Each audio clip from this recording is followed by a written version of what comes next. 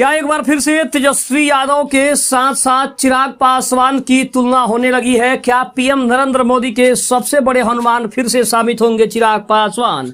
आखिर चिराग पासवान ने एक बार फिर से अपनी असली ताकत दिखानी शुरू कर दी है, तो इसका कितना फायदा पीएम नरेंद्र मोदी को, एनडीए को और खुद चिराग पासवान को होगा? नमस्कार, मैं हूं संजीव और आप देख रहे हैं आप तक न्यूज। अगर आप हमारे चैनल पर नए हैं तो चैनल को जरूर सब्सक्राइब कर लें। बता दें कि बिहार की राजनीति में चिराग पासवान फिर से चर्चा में हैं। वे आगामी विधानसभा चुनाव में एनडीए गठबंधन का साथ देंगे। भाजपा के निर्देशानुसार चिराग पासवान सीटों के बंटवारे को लेकर आशान्वित हैं।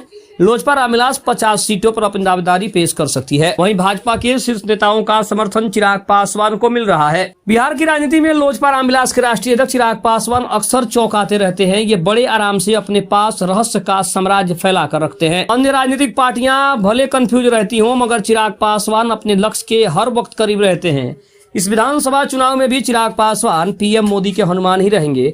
यह दीगर बात, इस बार उनकी भूमिका कुछ अलग थलग होने जा रही है। अगर भाजपा सूत्रों की माने तो चिराग पासवान इस बार भाजपा के गुड बॉय बनकर गठबंधन की राजनीति का साथ देने जा रहे हैं, तो वे वही करेंगे जो भाजपा की तरफ से दिशा निर्देश मिलेगा। अगर देखा जाए तो स्पष्ट है कि चिराग पासवान जो भी दिशा निर्देश होगा उसके साथ काम करेंगे, लेकिन ये संभव कहां तक होगा ये खुद चिराग पासवान ही जानते हैं। दूसरी तरफ एक समस्या जरूर है कि अगर पिछले चुनाव में वे एनडीए गठबंधन में नहीं थे, तो इस वजह से विधानसभा सीटों को चिन्हित करने में थोड़ी मुश्किलें आएंगी। ऐसे में लोजपा के पास दो ही पैमाने हैं, एक तो लोकसभा चुनाव का 2024 का 100% स्ट्राइक रेट, और दूसरा विधानसभा चुनाव 2020 में लोजपा रामविलास का प्रदर्शन, यानी कितने सीटों पर दूसरे और कितने सीटों पर तीसरी रणनीति काम करेगी। लोजपा सूत्रों की माने तो लोजपा रामविलास सांगठनिक रूप से 243 सीटों पर संगठन को मजबूत कर रही है। साथ ही इस क्रम में कुछ खास सीट जहां लोजपा के उम्मीदवार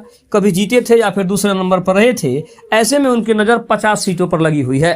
पर जैसा कि पहले ही कहा है कि सीटों की संख्या को लेकर चिराग पासवान आज भी भाजपा के प्रति आश्वस्त हैं। जिस तरह से महागठबंधन में त्याग का पाठ पढ़ाने की बात सामने आई है, एनडीए के भीतर भी ऐसा ही कुछ चल रहा है। अब कहा जा रहा है कि 50 सीटों पर डिमांड कर रहे चिराग पासवान का फॉर्मूला बदल गया है। 5 लोकसभा की जीत को आधार बनाकर चिराग पासवान 30 विधानसभा प्लस माइनस का जो प्लान है वो बना रहे हैं। पर एक बात संकेत है कि बीजेपी की स्ट्रेटेजी को वो अपने साथ लेकर चलने वाले हैं, इसमें कोई दो राय नहीं है। दूसरी तरफ हम ये भी कह सकते हैं कि चिराग पासवान को भाजपा का पूरा साथ मिल रहा है, भाजपा के शीर्ष नेताओं का पूरा समर्थन मिल रहा है, जिसके बाद अब चिराग पासवान एक बार फिर से ये साबित करेंगे कि वो सचमुच में पीएम नरेंद्र मोदी के हनुमान है। खबर कैसी लगी कमेंट में जरूर बताइएगा। तब तक के लिए धन्यवाद। जय हिंद, जय भारत।